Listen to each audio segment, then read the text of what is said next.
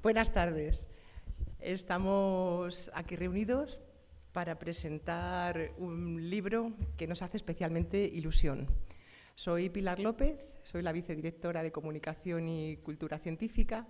También soy responsable del programa de voluntariado en el museo desde el año 1993, hace muchos años ya. Así que 4 días dicen por aquí, sí. Me hace especial ilusión presentar este libro porque me he sentido bastante identificada en muchas de las cosas que he leído en él, ¿no? Lo primero es presentar al autor, que le tengo aquí a mi lado, a Fernando Arnaiz, que cuando nos propuso la idea de escribir un libro con aquello que comentaban o preguntaban los visitantes más pequeños, los niños, pues me pareció una idea estupenda, porque yo, además, hay una parte del libro en la que tuve algo que decir, porque también tuve alguna pregunta o algún comentario simpático. Bueno, hoy nos acompaña Fernando Arnaiz, que es el autor, y también tenemos en esta mesa a Santiago Merino, que es profesor de investigación del museo, que trabaja en ecología evolutiva y durante estos últimos 8 años ha sido director de este museo. Y también pues estuvo encantado de sacar adelante esta publicación, de apoyar sobre todo por la parte que nos tocaba al museo, para que este trabajo pues, pudiese estar documentado y contar con todo nuestro apoyo y nuestra ilusión, que es la misma que el autor tenía, o no sabía yo, porque ha sido un tiempo dedicado a búsqueda de trabajo y de información muy importante. Voy a haceros una presentación porque es muy curioso. Fernando Arnaiz nació en Bilbao en 1961, es uno de nuestros voluntarios más jovencitos que tenemos. Tenemos voluntarios culturales que van desde los 60 años hasta los 80 y muchos. Y yo creo que es una actividad, el envejecimiento activo hace que estén estupendamente. Muchos de ellos nos acompañan aquí. Como iba diciendo, nació en Bilbao y creció en Coruña y se licenció en Ciencias Químicas, tras estudiar en las universidades de Santiago de Compostela y la Autónoma de Madrid. Durante 30 años se dedicó al comercio internacional de petróleo, productos petrolíferos y gas natural. Esto sí que ahora es curioso, porque dice que así como a la predicción del comportamiento futuro de sus precios en los mercados internacionales y su impacto económico mediante el uso de complejos modelos estadísticos. No sé si llegaste a predecir la subida que iba a tener la luz en estos momentos, pero hubiera sido interesante tenerte como analista y haberte preguntado antes. Sí, estoy. Bueno, como he dicho al principio, es voluntario cultural de este museo y ha publicado ya 2 novelas, Fénix en 2015 y 100 locos conocí en 2019. Y parece que también ha traducido de Requeliber, 1828, de Adolf Müller, la primera novela de género de misterio editada por primera vez en castellano en 2020. Se define como entusiasta de la naturaleza y este es su último libro, que tiene como título Se tiran pedos las mariposas. ¿Cómo poner en aprietos a un guía en el Museo Nacional de Ciencias Naturales? Bueno, pues hay que agradecer a la editorial que ha acometido la edición de este libro, Next Door Publisher, que es una editorial española, independiente y especializada en divulgación científica, que es algo muy importante hoy en día, teniendo en cuenta que estamos en un momento en el que pues las pseudociencias, los bulos científicos, un momento de vacunas y vacunas no, hay muchas personas negacionistas, creemos que la ciencia, nosotros en el museo estamos convencidos que es el camino para obtener el conocimiento, y la divulgación científica es parte de ese camino para acercar la producción del conocimiento a toda la sociedad. Así que yo ya he introducido nuestro autor, que viene de un mundo bueno, pues no aparentemente que facilite el que alguien se dedique a publicar libros de divulgación, novelas y libros de divulgación científica, pero ahora nos irá contando a lo largo de la tarde pues todas estas cosas que le vamos a ir preguntando nosotros y todos vosotros desde aquí. Y bueno, también damos un saludo a los que están desde casa, pues que creo que no se van a perder las historias curiosas de los niños y todo lo que le rodea a esa investigación que ha hecho. Entonces yo le voy a pasar la palabra a Santiago Merino, que es la persona que ha escrito el prólogo, y que, bueno, pues a ver qué apreciación tiene o tuvo después de enfrentarse a este documento. Yo se lo pasé porque me lo pidió el autor, me dijo, me gustaría mucho que el director del museo escribiera un prólogo al libro. Y Santiago, que nunca nos ha dicho que no a nada, todo lo que tuviese que ver con divulgación, pues a pesar de sus ocupaciones siempre lo ha asumido con mucho entusiasmo, pues estuvo encantado de hacerlo. Así que cuéntanos, ¿qué te pareció después de esta liada a la que te sometimos? Bueno, buenas tardes. Muchas gracias por la presentación y muchas gracias sobre todo a Fernando por este magnífico libro y por darme la oportunidad de no solo de leerlo, sino además pues escribir un pequeño prólogo, ¿no? La verdad es que, bueno, cuando me dijeron que habías escrito un libro contando tus experiencias y anécdotas que habías tenido con nuestro público, y dije, bueno, pues qué interesante. Ya cuando vi que el título era Se tiran pedos las mariposas, pues ya te quedas un poquito así ya más sorprendido, ¿no? Pero entonces es cuando dices, esto tengo que leerlo seguro. Y bueno, no es que sea un libro específicamente de mariposas, ni siquiera de pedos, pero es un libro realmente apasionante. Y no es apasionante solo porque en realidad, si tuviera que decir de qué va este libro, en realidad es un libro sobre museos. Y específicamente sobre el nuestro, aunque también habla de muchos otros, ¿no? Pero no de museo, el museo, las colecciones, el museo, la historia, el museo, los investigadores en nuestro caso. Es más el museo vivo, ¿no? El museo casi como un organismo vivo, porque es, y esto es una cosa común a todos los que veo muchos aquí, que os dedicáis a actuar como voluntarios y guías aquí en el museo, pues que vosotros es que sois los que realmente vivís y tomáis el pulso de lo que es el museo, ¿no? Porque realmente es pasear con la gente, explicarles cosas, ver qué les llama la atención, cuál es lo que les despierta su curiosidad. Y eso realmente es lo que uno espera de un museo, ¿no? Ese es el museo vivo, ese museo que trasciende a la investigación, que trasciende a las colecciones, al objeto, y que es llegar a la imaginación y a la curiosidad de las personas. Y eso en este libro está perfectamente reflejado, desde el mismo título hasta la última página, ¿no? Y a mí eso me ha parecido realmente maravilloso. Y me ha hecho pensar en eso, la importancia que tiene, pues no solo nuestro público, por supuesto, sino los que interaccionan directamente con él, ¿no? Nuestros voluntarios en primera línea, los monitores, todo el personal que trabaja con Pilar y que se dedica a organizar todo tipo de actividades, pues eso, claro, poder saber qué impresión le estamos causando, qué impresión le causa cuando visita el museo, es algo que a la mayoría de nosotros se nos escapa. Alguna vez podemos hablar con alguien y tal, pero claro, vosotros es que habláis todos los días con esta gente, ¿no? Y entonces eso es maravilloso. Y claro, a veces uno no se podía imaginar la curiosidad que iba a tener las personas, pero realmente son algunas preguntas que dices, bueno, te sorprenden, ¿no? ¿Se tiran pedos las mariposas? Pues ¿qué pregunta es esa? Pero oye, ¿se tiran pedos las mariposas? Pues es una pregunta que podíamos tener que responder, ¿no?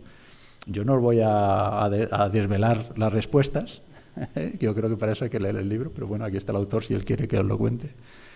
Pero desde luego a mí me encantó sobre todo esa faceta de conocer la curiosidad que despierta la observación de nuestras piezas o de nuestras exposiciones al público.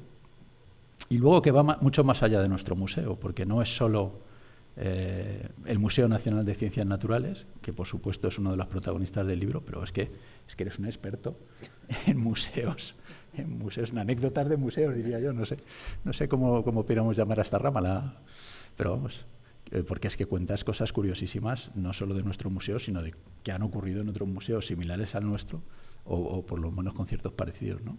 Y realmente es fascinante, porque a veces uno ve reflejado en lo que ocurre en otros sitios, y dice, mira, pensábamos que éramos los únicos.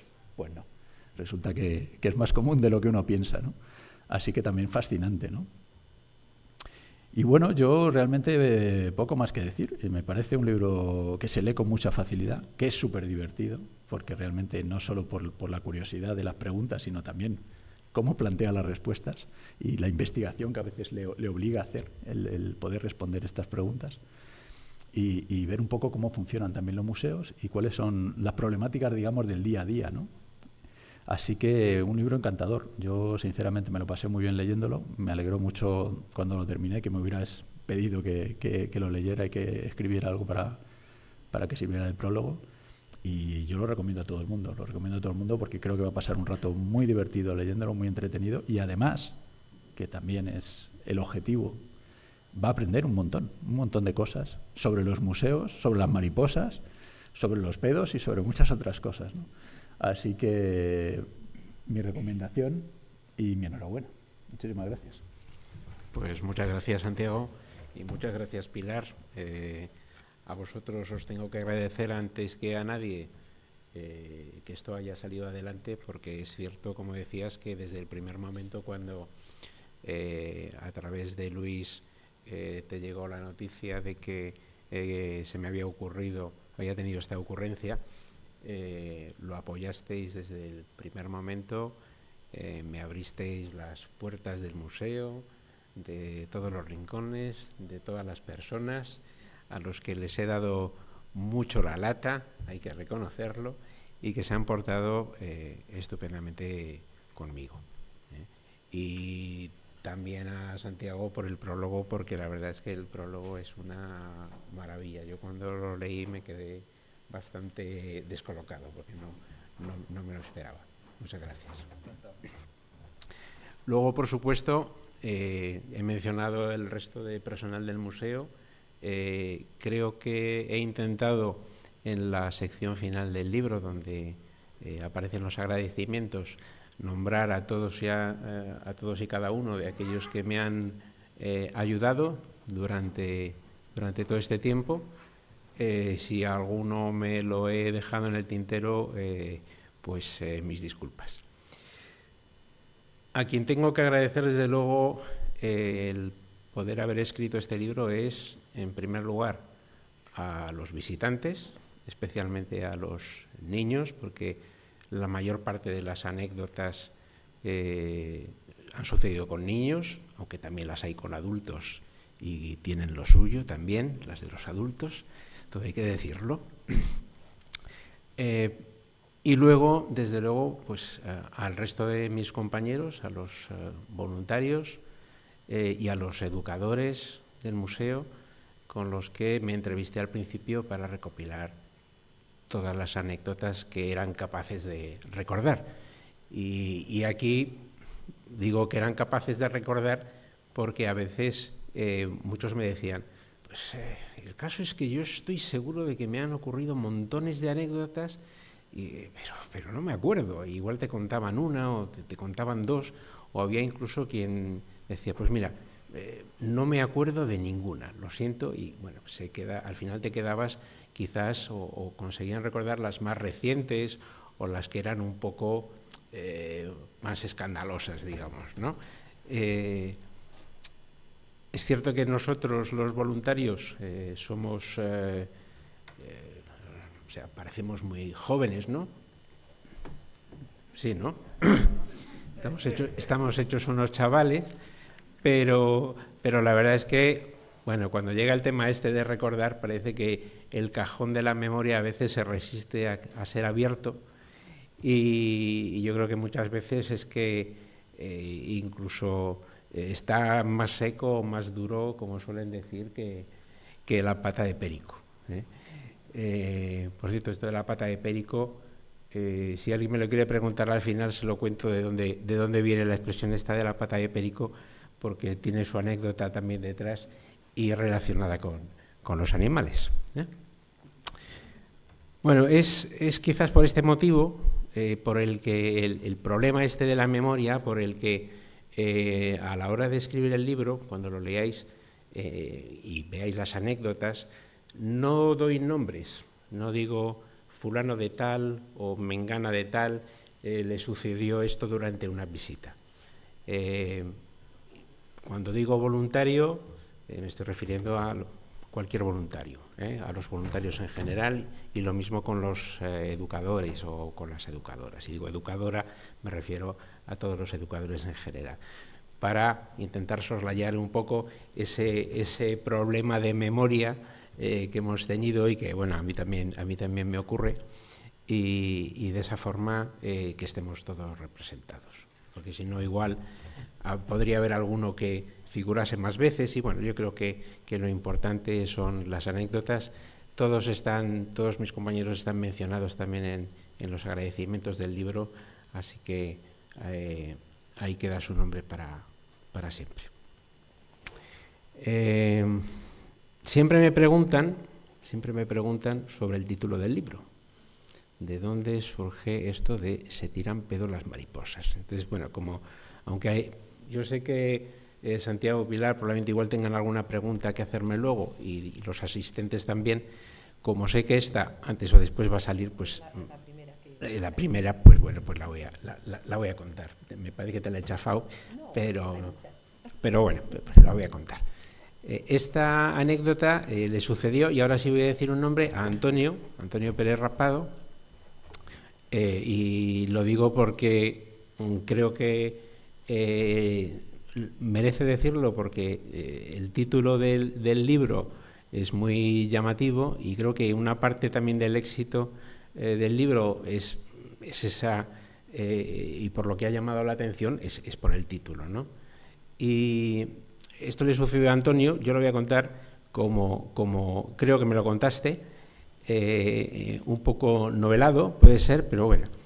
Le ocurrió a Antonio durante una visita cuando estaba en la sala dedicada a la Sierra de Guadarrama, y en esta sala hay una vitrina donde se exponen una serie de insectos que habitan en esta sierra. Y bueno, él les estaba dando la explicación sobre lo que estaban viendo en la vitrina, si estos insectos en primavera, que si en verano, que si en tal. Y bueno, pues ya había terminado la explicación. En la vitrina, por cierto, hay una serie de mariposas un poco especiales que se descubrieron en 1849 por el que era entonces catedrático de zoología aquí en el museo, Mariano de la Paz Graels, y descubrió estas mariposas aquí en la Sierra de Guadarrama, en Peguerinos, que ya es provincia de Ávila, y por eso le puso el nombre de Graelsia, por su nombre, Isabelae de la reina Isabel, ¿no? Bueno, el caso es que hay una serie de mariposas expuestas, son muy bonitas, se dijo en su momento que si era la mariposa más bella de Europa, y todos los niños estaban contemplando la vitrina, y bueno, Antonio había terminado la explicación y ya se dirigían hacia la siguiente vitrina para contarles otra cosa, y entonces Antonio se dio cuenta de que había una niña que se había quedado rezagada y que estaba mirando la vitrina, y miraba por aquí, por arriba, por abajo, y yo no sé, yo supongo que Antonio debía estar pensando, que debía estar mirando a ver si aquello era una mariposa hembra o una mariposa macho, porque el tema este del sexo, del interés por el sexo entre los chavales, es alucinante, ¿no? Se pasan el día mirando la entrepierna de los animales. Y bueno, pues ya se acercó a la niña, venga, vamos, venga, que no te quedes aquí parada, venga, que vamos a ver lo siguiente. Entonces en eso la niña volvió la cabeza, le miró y directamente le dijo, ¿se tiran pedo las mariposas? Yo me imagino la cara de Antonio, ¿no? Antonio se debió de quedar totalmente descolocado, debía estar esperando otra pregunta, o incluso que no le iba a preguntar nada.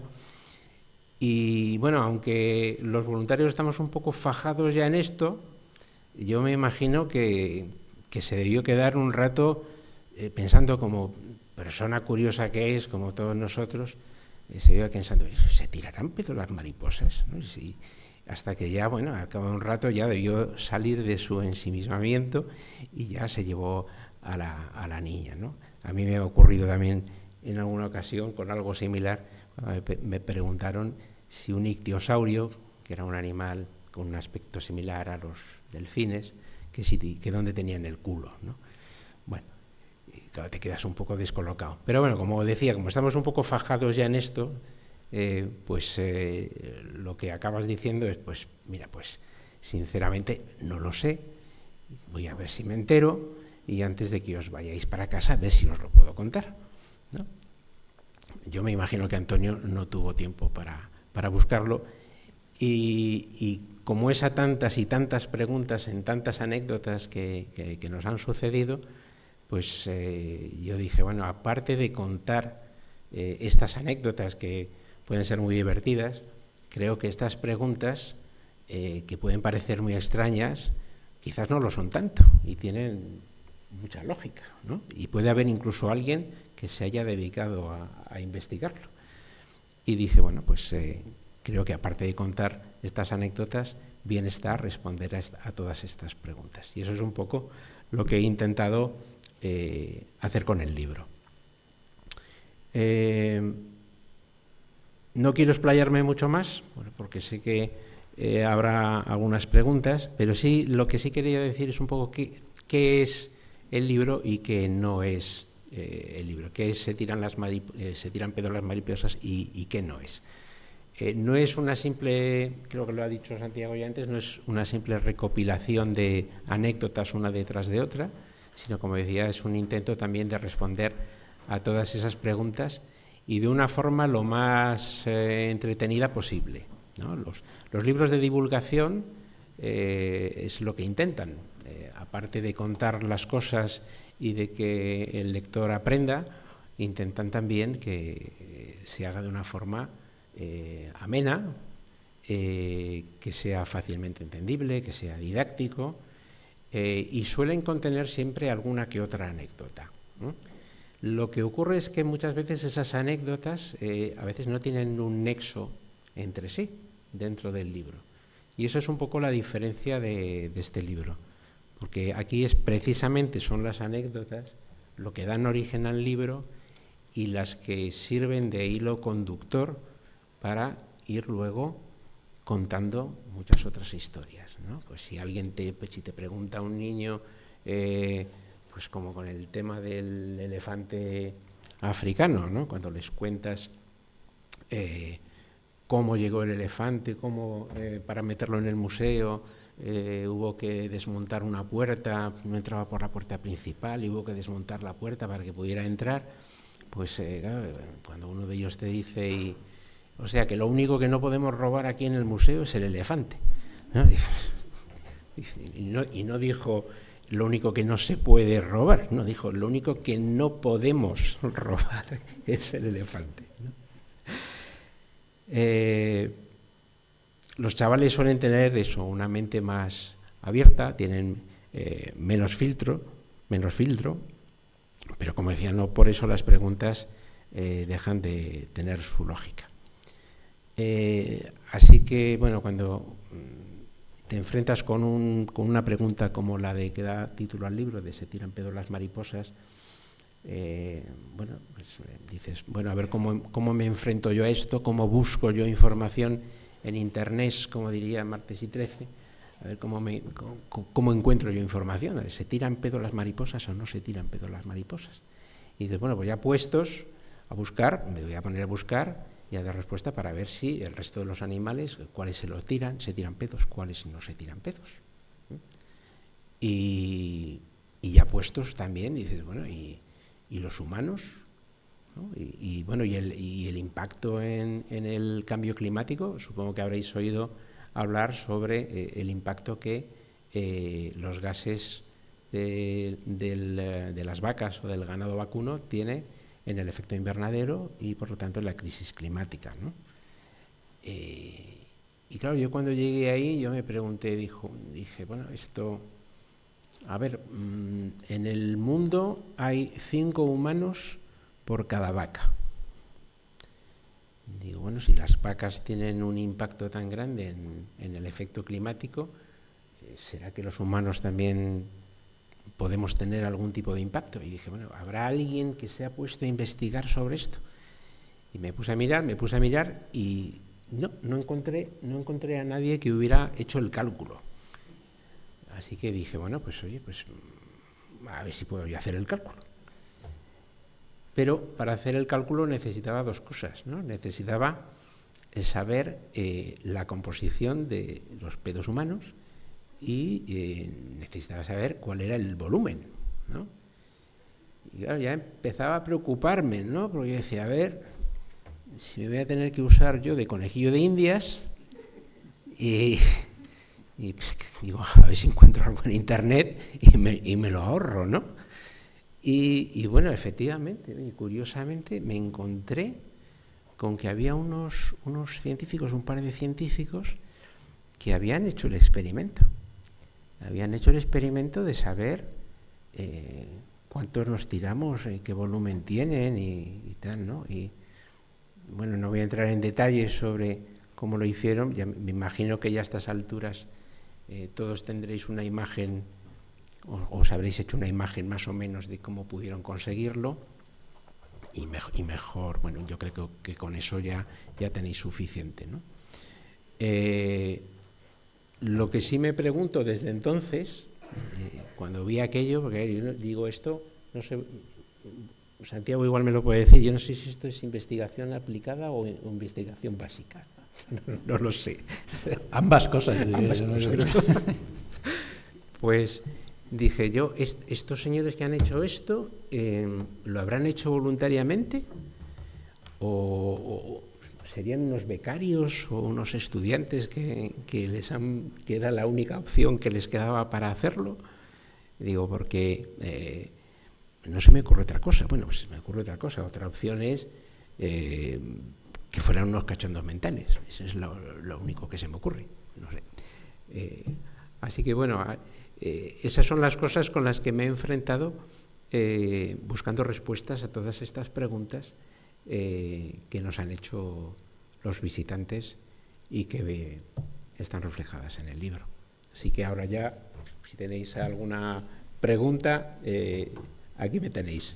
A ver si me acuerdo de la respuesta. Yo te voy a hacer una y le voy a dar paso también a Santiago, porque él además tiene otro compromiso y no se va a poder quedar hasta el final. Entonces yo te voy a hacer una pregunta y luego ya que te pregunte lo que quiera. Muy bien. A ver, yo una pregunta, más que preguntarte por anécdotas, que habrá que irlas leyendo, a mí cuando me enfrenté al libro me siempre pienso, pues un poco como tú, ¿no? Diré, pero ¿cómo habrá hecho este señor este estudio? ¿Y cómo se ha documentado? ¿Cómo me surgían muchas, ¿no? Y una de ellas también, el cómo se te ocurrió esta línea de trabajo en tu vida, que también me gustaría que comentaras, que claro, ahí en la introducción ya nos das pistas, ¿no? Cuando dices, yo estudiabas al principio en Coruña, era, ¿no? Donde sí, estudiabas al principio. Y luego aquí en Madrid, sí. Y luego aquí en Madrid. Sí. Y parece Químicas. que tenías dificultades al principio, una asignatura en concreto, sí, ¿no? Sí. Y luego al llegar aquí, ¿qué te pasó? Porque ahí eso, claro, creo que ahí puede estar una de las cuestiones, ¿no? Porque a mí me ha gustado mucho cuando dices que descubres la didáctica, el arte de la didáctica. El arte de la didáctica. Que es muy bonita, la verdad. La didáctica, hay personas y estudiosos que la definen como arte o como ciencia. Tiene un poco de cada. Todos sabemos que hay gente que se pone a hablar y te encandila, y hay gente que sabe muchísimo, pero cuesta, ¿no? Ahí está la dificultad. Pero tú lo descubriste de la mano de un profesor. Yo lo descubrí en Santiago, estudiaba en Santiago, de la mano de un profesor, catedrático de química analítica, que no diré el nombre, que era un señor, como diría yo, un poco antiguo, chapado a la antigua, ¿no? Y que llegaba a clase, al aula magna, se situaba detrás del atril, colocaba su libro, que era el que teníamos que estudiar, que eran dos tochos así, y eran unos libros en los que lo único que funcionaba era la memoria, porque era como un libro de recetas de Arguiñano, pero a lo bestia, ¿no? Porque no sé si entre los dos libros podían tener 1000 páginas, y decía, ¿cómo analizar el contenido de arseniato de no sé cuántos en una muestra de no sé qué? Y empezaba. Se cogen 22 gramos de no sé cuántos de tal, se mezclan, y así, una receta que tenías que saber paso a paso, los gramos, los miligramos, los mililitros, las concentraciones, tenías que saberlo todo, y así era como Y él llegaba a la clase, cogía el libro y empezaba a leer. No explicaba nada, simplemente leía, pum, pum, pum, pum. Claro, aquello era un tostón insoportable, porque claro, no tenía ninguna didáctica, como dices tú, ¿no? Y el caso es que cuando terminó ese curso, yo aquella la di por perdida, tuve una enfermedad también y bueno, al final ni me presenté.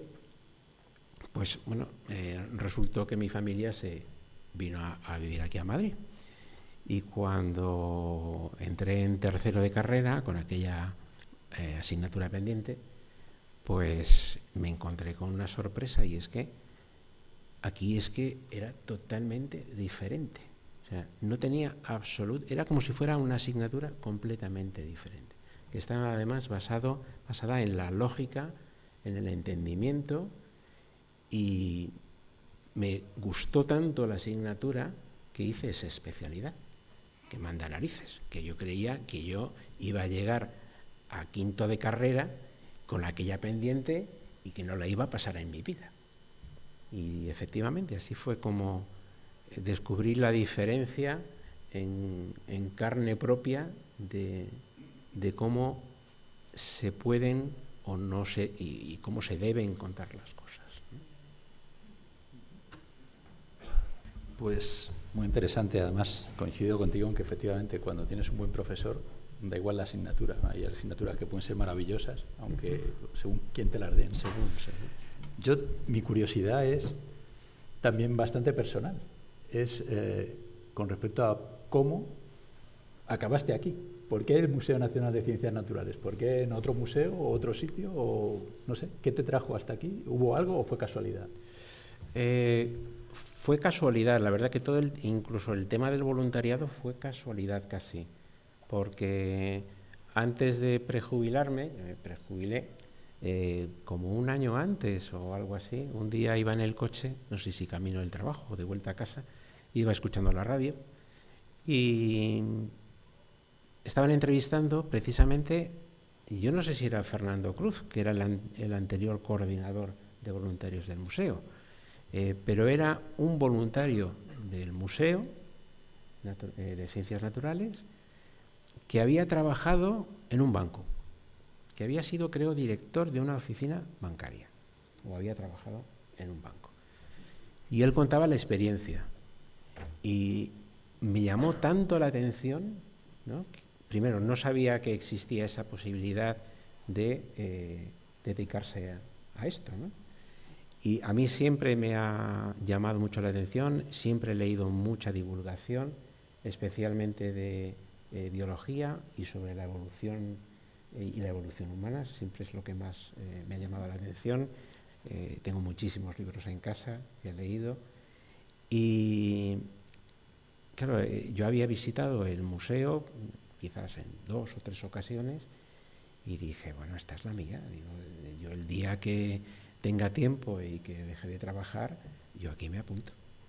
Y eso es lo que hice. Cuando terminé, me apunté, hice el curso que nos dan para enseñar los museos, y cuando me dijeron, mira, aquí está la lista de museos, ¿cuál quieres? Dije, primero, este. Y tuve la suerte de que había plaza. Nosotros también tuvimos suerte. Muchas gracias. Me tengo que ir, Fernando. Bueno, gracias, Santiago. Muchas gracias. Gracias, Santiago. Bueno, pero seguimos. Yo voy a hacer otra pregunta y luego, si alguien está pensando en alguna cosa que se le ocurra, pues también podemos dar paso al público que pregunte. A ver, hay muchas cosas interesantes. Alguna personal, bueno, por ejemplo, a mí me gustaría saber si tienes alguna de las anécdotas en las que, y si no, en las que puedas contarnos cómo perciben los niños los animales disecados. ¿Realmente hay un rechazo? ¿Hay un interés? ¿Les gustan? Pues mira, no sé, igual Lucas nos puede decir algo, está por ahí, que por cierto antes me he enterado, ahora te respondo, pero me he enterado de que Lucas es un futuro científico y escritor, porque me ha dicho que quiere escribir un libro que se titule Los mosasaurios se tiran pedos. Se ha visto influenciado. Bueno, y he dicho disecados porque es como ellos dicen, porque sí, nosotros decimos naturalizados. ¿No? Nuestros eso es. Fantásticos hermanos Benedito, pero ellos siempre, comúnmente se habla de animales disecados, que es naturaleza muerta, pero que la ventaja que tenemos en este museo es que es tan realista y están tan bien hechos que a veces se nos olvida que están muertos, y hay que entenderlos también en el contexto histórico en el que se hicieron, ¿no? Pero bueno, esto en las preguntas de los niños. Yo creo que hay un poco de todo. Yo cuando, bueno, y verás, cuando los niños les ves entrar en el museo, sobre todo los más pequeños que no levantan, que levantan muy poco del suelo, que van todos juntitos en fila y tal, y van mirando y miran a los techos, porque los techos del museo son muy altos, y van mirando los animales y se quedan alucinados. Y yo creo que hay una mezcla de temor a veces un poco, de ilusión por lo que están viendo, los animales grandes les imponen, y luego también algunos, aunque les llame la atención, en algunos casos, vamos, alguna de las anécdotas que nos han contado de niños de echarse a llorar, ¿no? Claro, cuando ven, por ejemplo, un águila que está con un conejo que acaba de cazar o que se supone que la acaba de cazar, pues y se puede echar a llorar, ¿no? Pobre conejito, ¿no? Pobre conejito. Entonces yo creo que es un poco una mezcla, pero sí es cierto que cuando salen todos entusiasmados del museo, y salen todos súper agradecidos, y yo creo que aunque en algunos momentos igual a alguno les pueda ocasionar un poco de respeto, igual que tiene luego este tema de los animales buenos, los animales malos, que si los lobos son malos, que si los conejos son buenos, ¿no?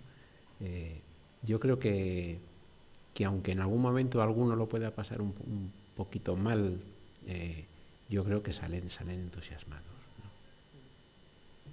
¿no? Hombre, ese es uno de los efectos que produce el museo, ¿no? Realmente estas preguntas que tú decías, los niños y todas las personas tenemos unas ideas previas que a veces son erróneas, a veces no tanto, pero claro, eso es la base del método científico, ¿no? De alguna forma, muy elementalmente, ¿no? El entrar con la experiencia y a partir de ahí reconstruir, recolocar esas ideas, y sobre todo como se emocionan muchísimo en este entorno, y luego gracias a la labor a vuestra labor, a la de los mediadores, ¿no? Los educadores, que muchas veces reconducís, ¿no? Yo en mi primera etapa, como también fui educadora antes de ocuparme de coordinar otros programas, pues he vivido en persona esa sensación de la pregunta y de la anécdota y de la emoción y de todo lo que saben los niños también, sí, porque bueno, muchos vienen muy, muy, muy motivados. Los hay que son unos auténticos cracks. A mí me ha hecho también mucha gracia el comentario de no podemos robar el elefante porque no puedo sacar por la puerta, ¿no? Es una lógica aplastante, pero eso te ha dado pie para hablar de los robos, de museos, o sea, cuando decimos son anécdotas, pero llevan detrás una carga de investigación importante, que a mí me gusta también saber un poco cómo han sido tus fuentes, aparte de búsquedas en internet, me imagino que cómo has hecho, porque das datos hasta del precio de un dinosaurio, que eso a la gente pues, es curioso, porque nosotros aquí a veces tenemos que hacer seguros cuando mandas una pieza fuera, seguro clavo a clavo, y yo siempre me ha parecido complicadísimo cómo los conservadores son capaces de valorar un ejemplar, muchas veces por su historia, por su estado único, por muchas cosas, ¿no? Pero bueno. Sí, a ver, a la hora, por ejemplo, de saber qué precio, digamos, tiene un dinosaurio, la verdad es que en la mayor parte de los casos las fuentes han sido prensa escrita, prensa internacional, normalmente, a raíz habitualmente de subastas que se han hecho de esqueletos de dinosaurios, que es algo que llama mucho la atención. Yo desde que escribí esta parte del libro, cuando iba con los niños por la parte de los dinosaurios, les preguntaba y les pregunto si creen que se puede comprar un dinosaurio. Y la mayor parte de ellos dicen que no. Luego ya cuando se lo cuentas y les preguntas que cuánto creen que cuesta, pues bueno, lógicamente a esa edad las respuestas son, pues no sé, desde 1.000 euros hasta, qué sé yo, hasta 1.000.000 de euros, cualquier cosa, te puede decir cualquier cosa. A mí me llamó muchísimo la atención el tema de que hubiese subastas de esqueletos de dinosaurios, de mamuts, porque bueno, el hecho de comprar fósiles es algo, yo creo que más o menos que todo el mundo sabe que se puede comprar algún tipo de fósil, ¿no? Pero no te imaginas que se pueda llegar a comprar un esqueleto de un tiranosaurio. Y dices, bueno, ¿y cuánto cuesta un fósil de un tiranosaurio?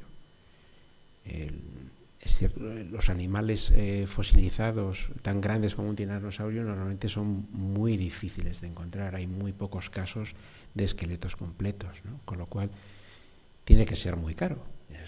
Eso es lo primero que piensas. Pero no te haces una idea de que pueda costar tanto como el último tiranosaurio que se subastó. Normalmente, además, esto lo hacen casas de subastas que se dedican, por ejemplo, al arte. Y el último, el más caro de la historia, fue en octubre del año pasado, precisamente, y fue un tiranosaurio que se vendió, si no recuerdo mal, por unos 27 millones de euros. Se pagó en dólares el equivalente, pero 27 millones de euros, que es una salvajada. Claro, el problema que supone esto para la investigación es tremendo, porque un esqueleto de otro dinosaurio más pequeño o quizás más común como el alosauro, que es como un primo pequeño del tiranosaurio, cuesta del orden de 2 millones de euros. Claro, los museos normalmente esto no se lo pueden permitir. Es un desembolso tremendo, y los investigadores tampoco. Y habiendo tan pocas piezas disponibles, completas, pues es una lástima que esto acabe en los halls de entrada, en los zaguanes de millonarios o de actores. Hay una anécdota que cuento en el libro que es sobre una subasta en la que se encararon Nicolas Cage y Leonardo DiCaprio por una cabeza de un tiranosaurio, por un cráneo de un tiranosaurio. Y bueno, al final acabó ganando la subasta Nicolas Cage, porque bueno, subió la puja y a DiCaprio le debió parecer demasiado.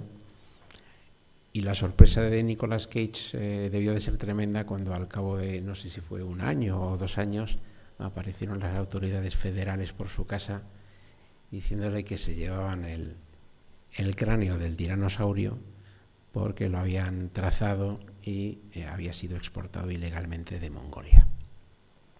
Así que, bueno, pues tuvo que devolverlo. Y es una pena que esto sea así y que se sustraigan de la investigación ejemplares tan interesantes. Bueno, por allí tenemos una pregunta, un momentito.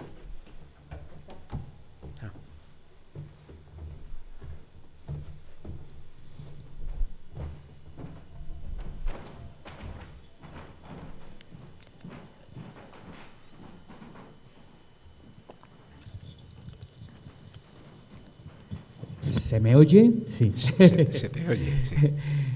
Hola, buenas tardes. Al hilo de esto que estabas diciendo, de que es cada vez más problema para los museos conseguir piezas porque adquieren unos precios muy altos, también porque cada vez hay menos naturalización de piezas, ¿no? Y también, de alguna manera, la sociedad empieza a ver mal los zoológicos, porque tenemos a los animales y tal encerrados, y de alguna manera también aquí a lo mejor muchos vienen con un prejuicio de decir, estos animales y tal, en fin, cada vez es más problemático. Tú que te has tirado muchos meses para hacer el libro, pensando y leyendo sobre museos, a lo mejor has meditado sobre cuál puede ser el futuro de los museos de ciencias naturales, ¿no? Y me gustaría saber tu opinión sobre eso. Joder, acabas de colocar. Esta es de las preguntas de las que hacen los niños. Claro. Pues la verdad es que no lo he meditado, pero si tuviera que decir algo así a bote pronto, yo creo que, en el pasado hubo un tiempo, creo que fue en la década de los 80 aproximadamente, en la que los museos, al ver que había una cierta repulsa un poco hacia la exhibición de animales naturalizados. Empezaron a despejarlos de las salas porque coincidió además con la época del boom un poco de Internet, de medios audiovisuales, donde podías empezar a ver por Internet documentales, podías ver a los animales vivos, ¿no? Y empezaron a instalarse muchas pantallas y multimedia, sustituyendo a lo que eran algunos de los ejemplares, ¿no? Y se empezó a ver que eso era más común, ¿no? Luego eso se murió. Yo creo que se murió probablemente cuando lo teníamos todos a nuestra disposición en casa, ¿no? Y donde, bueno, ya no necesitabas ir a un museo para poder ver un documental, y bueno, y ahora ya ni te cuento, ya con los canales dedicados a naturaleza, etcétera. Bueno, pues con lo cual yo no creo que eso vuelva. Yo me extrañaría que ese tipo de exposiciones volvieran, o por lo menos volvieran a ser algo generalizado. Y yo creo que la exposición de los animales naturalizados va a seguir siendo algo normal y habitual en los museos de historia natural, porque nadie va a ir a ver pantallas y pantallas y más pantallas y exclusivamente pantallas, ¿no?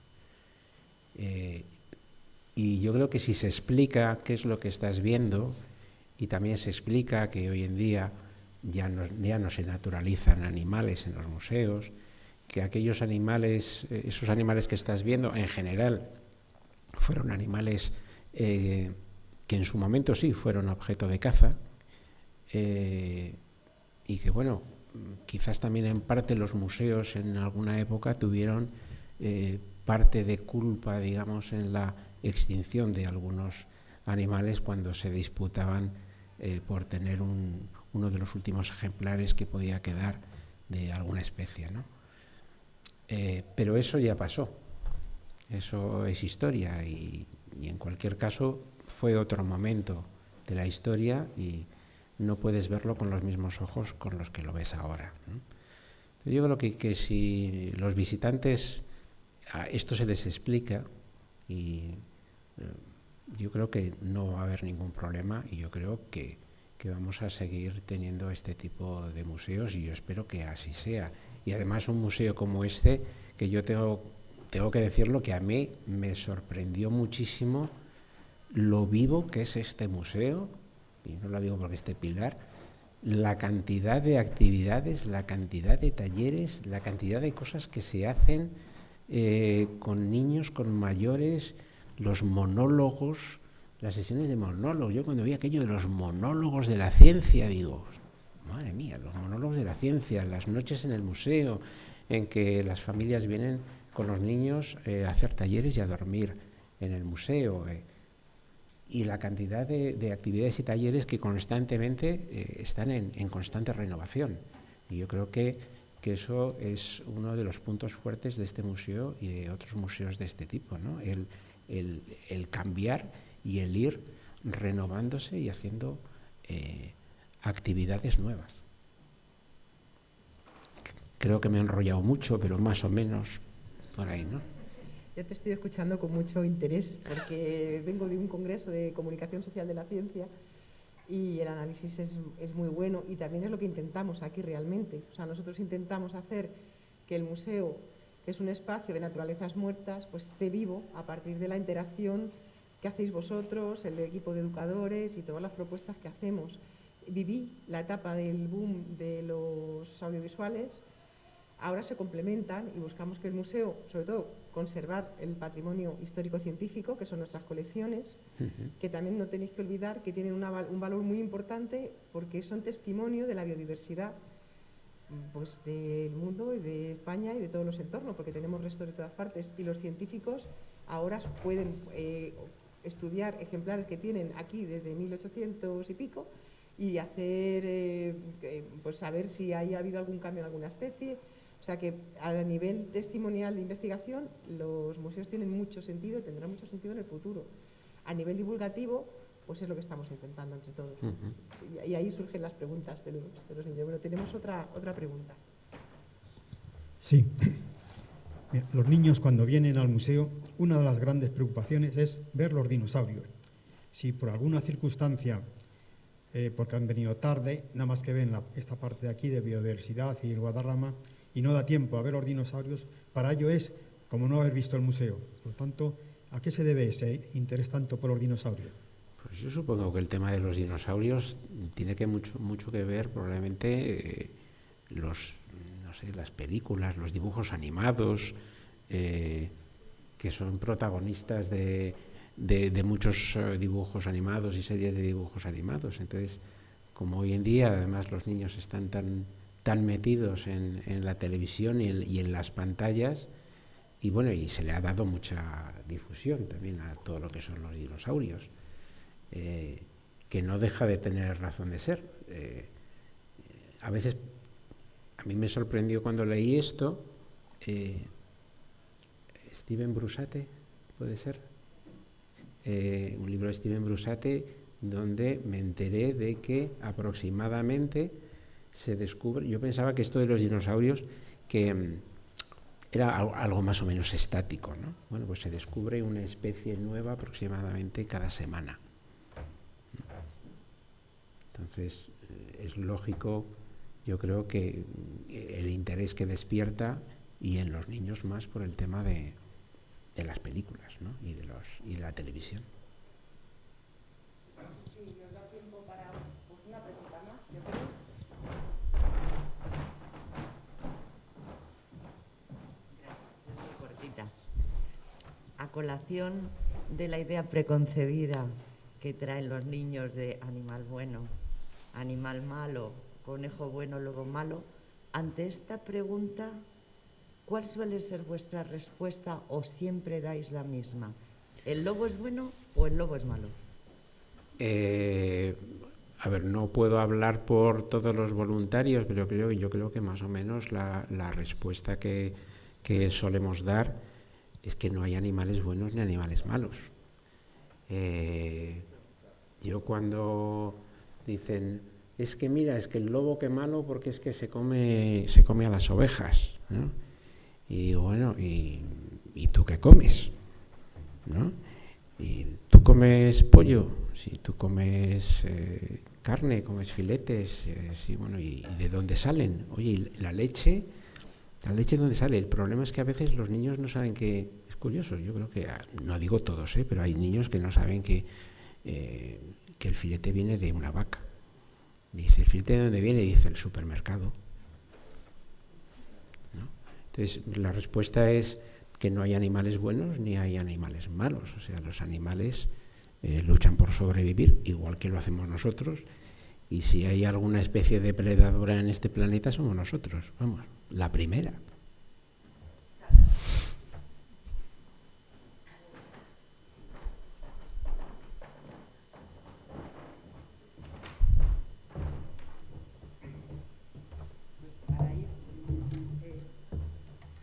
Para ir concluyendo, porque ya llevamos casi una hora hablando de museos, de mariposas, del libro que no debemos olvidar, que ha sido una delicia para mí leerlo y que lo recomiendo encarecidamente, porque creo que tiene que haber muchas publicaciones cada vez más con una divulgación rigurosa, seria, divertida, que es un poco el secreto de enganchar a tu interlocutor.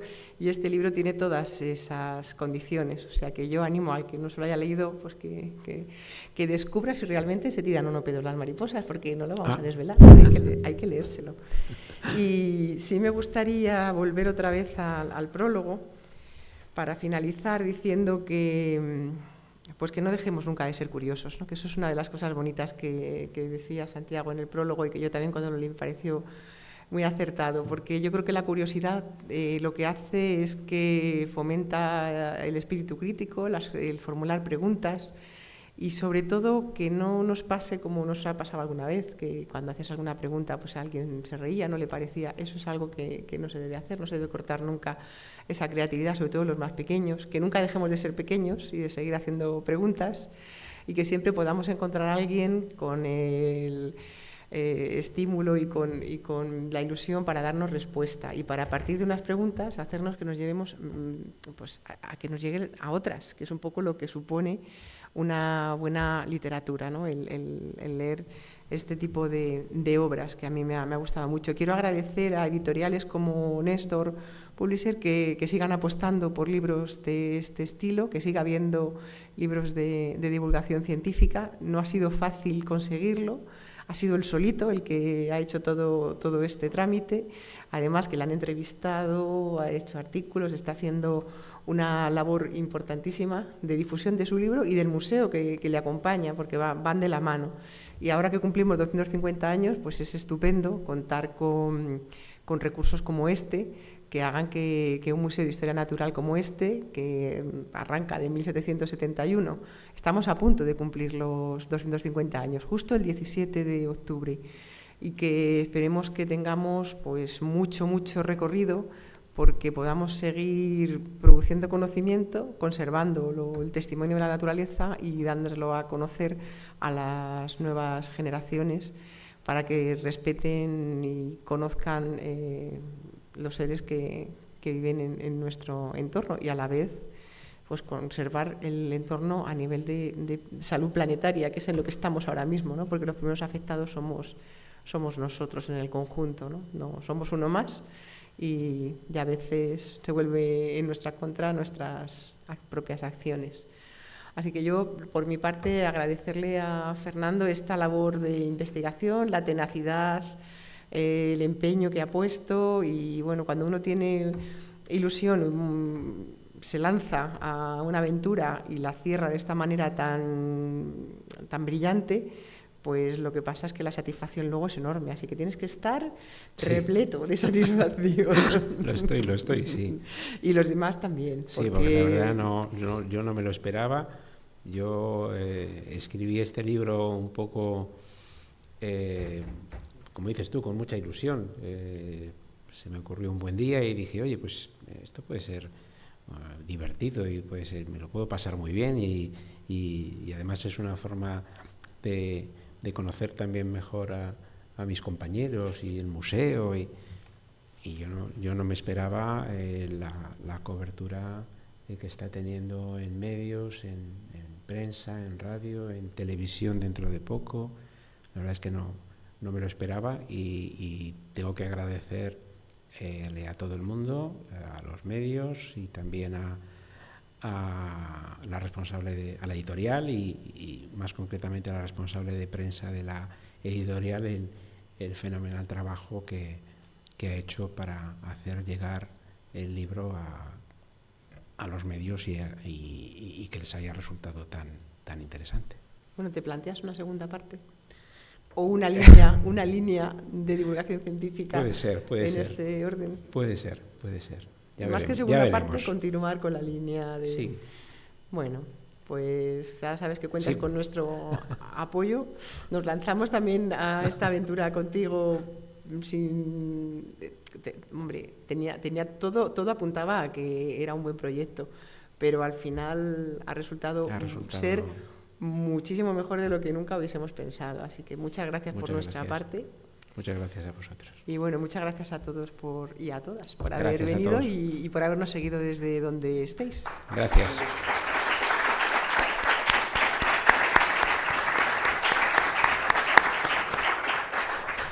Si alguien quiere aprovechar para que el autor firme el libro, está disponible en la tienda del